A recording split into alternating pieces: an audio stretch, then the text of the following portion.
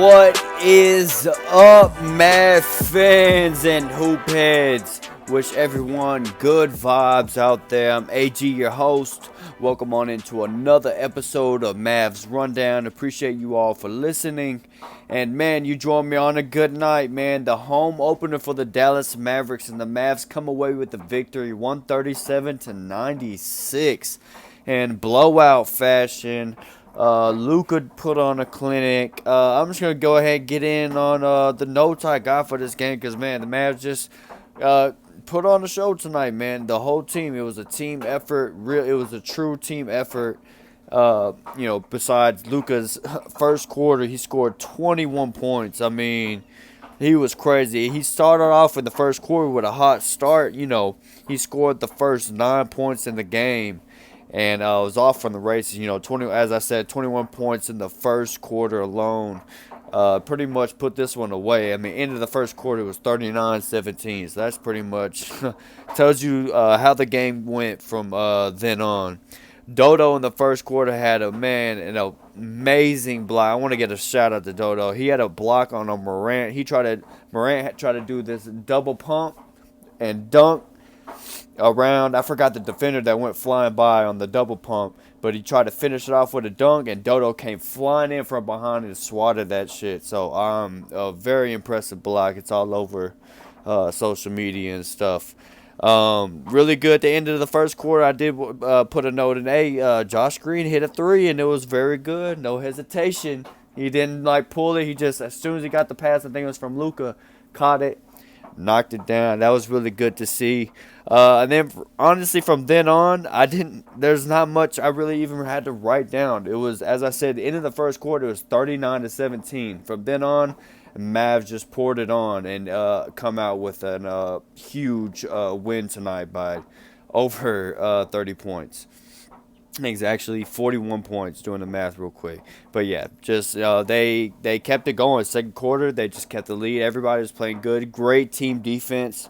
Everybody was doing their part, playing, knowing where they're going on coverages, on defensive laps whenever they have to rotate. Everybody knew they were playing on a string. They really played. It was just a great team effort on both ends, on offense and defense. Going down the score sheet, man. And shout out to that play in the third quarter where Luka had the block in transition. He had the block on, I can't remember the guy he blocked, but he got the block, guy going up for a layup.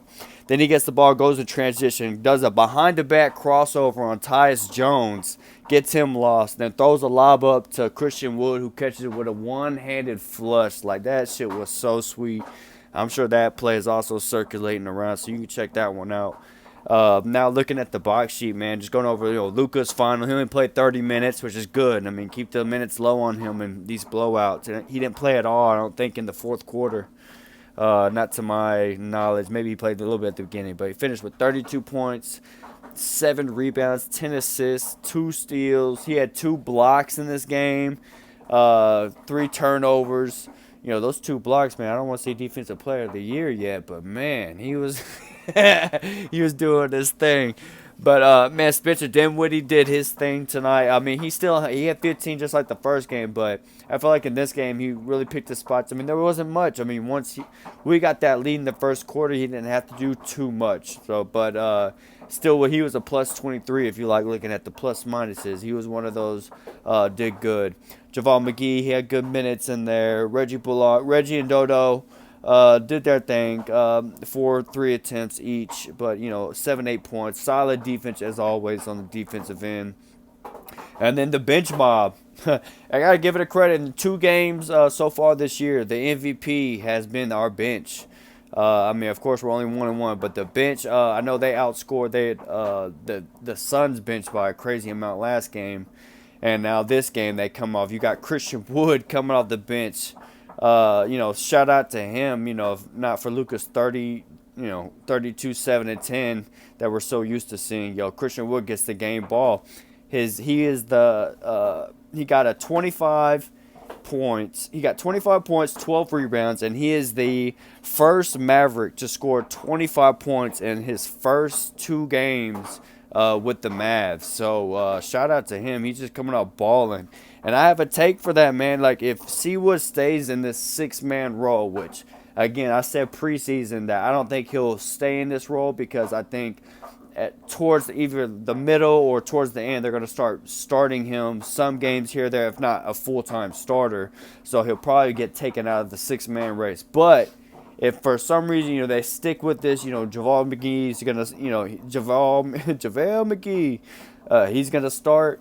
And then, just have Seawood, the first one off the bench, come in for him to give us some more offensive firepower. If he stays in this role, he is sweeping 6-man of the year. No, he is not going to just win. He is sweeping. Jordan Poole, all those guys, he is sweeping. Nobody's putting up 25 and 12. He put 25 and 12, but he's put up, I think, 10 rebounds in the first game. Now this is 12 rebounds in the second. Like, he's an automatic 20 and 10 guy. And then you got him coming off the bench, like, easy 6-man of the year right here. So hopefully maybe that's what him and J Kidd, maybe that's, J Kidd's a big player coach, so he's all about trying to get the players paid their money. So what greater way for Christian Wood to really get paid than to win an award? And what award could he win?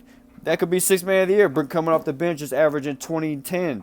Like, I think if he somehow sticks to that role and like he buys into it, man, sky's the limit for that, and that just makes our bench unit so much better. Because as I was going, you got Tim Hardaway tonight, still coming out. Only shot 3 for 10, but had 16 points because he had 8 free throws. Christian Wood, also shout out to him, 14 free throws. That dude can just get to the line at will. Christian Wood is just a beast. All right, I had to say that one more thing about Christian Wood. Just a beast, man.